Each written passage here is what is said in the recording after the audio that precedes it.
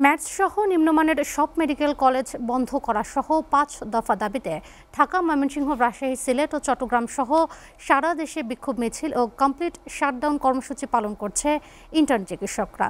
এতে ভোগান্তিতে পড়েছেন মেডিকেলে চিকিৎসা নিতে আসা রোগীরা।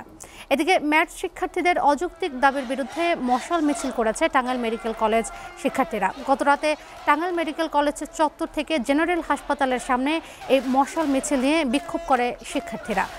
আন্দোলনরত শিক্ষার্থীরা জানান, এমবিবিএস ও বিডিএস ছাড়া চিকিৎসকের স্বীকৃতি দেওয়া বন্ধ সহ ৫ দফা দাবিতে স্বাস্থ্য খাতে বিপ্লব ঘটাতে পারে।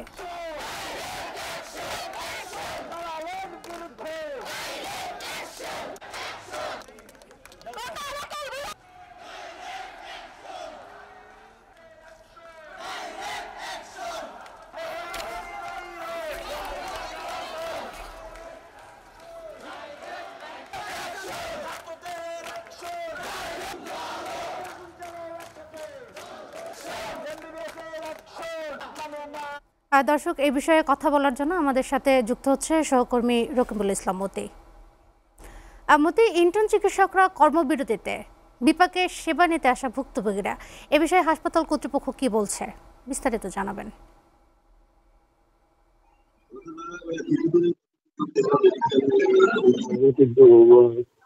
চিকিৎসক যে তাদের কিন্তু ধর্মঘটটা চলছে এবং সেই ধর্মঘটে কিন্তু আমরা বলতে পারি যে এক ধরনের রোগী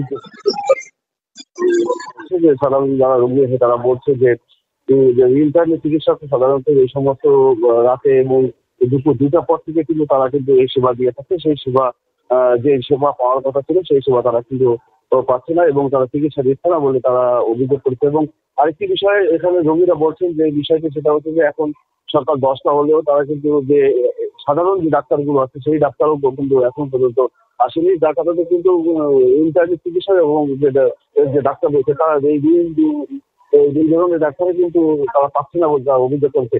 বিশেষ করে যারা এখন আন্দোলনরত অবস্থায় আছে তারা কিন্তু একদম সেবা থেকে বঞ্চিত হচ্ছে, তার সাথে আবার যোগ হয়েছে এখন পর্যন্ত যেসব চিকিৎসক আছে তারা সেই ক্ষেত্রে বলা যায় যে এই যে ইন্টার্নি চিকিৎসকদের ধর্মঘটের যে প্রভাব সে পুরোপুরি প্রভাব কিন্তু এখন খুলনা মেডিকেল হসপিটালে কিন্তু এখন পড়েছে এবং তার প্রভাব আমরা কিন্তু সকালে এসে কয়েকজন রোগীর সাথে কথা বলেছি। তো রোগীরা যে বিষয়টি যারা বলছে যে সকালতে কিছু রোগীর সেবা পেলেও কিন্তু তারা দুপুর 2টার পর থেকে তারা কোনো ধরনের সেবা তারা পায় না এবং সেই সেবা থেকে তারা বঞ্চিত হচ্ছে।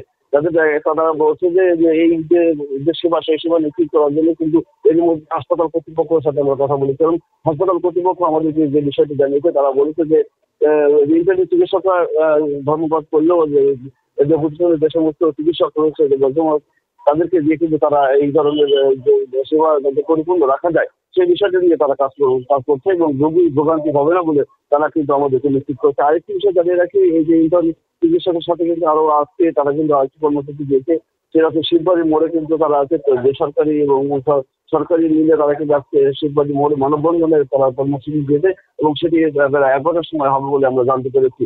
সব মিলে বলা যায় যে খুলনা মেডিকেল কলেজে হাসপাতালে চিকিৎসা সেবা একবার অবস্থানে রয়েছে, কিন্তু সেই দায় কিন্তু নিচ্ছে না এখানকার যারা কর্মকর্তারা আছে। আমার কাছে খুলনা মেডিকেল কলেজের কর্মবিরতি সর্বশেষ এই খবর ছিল।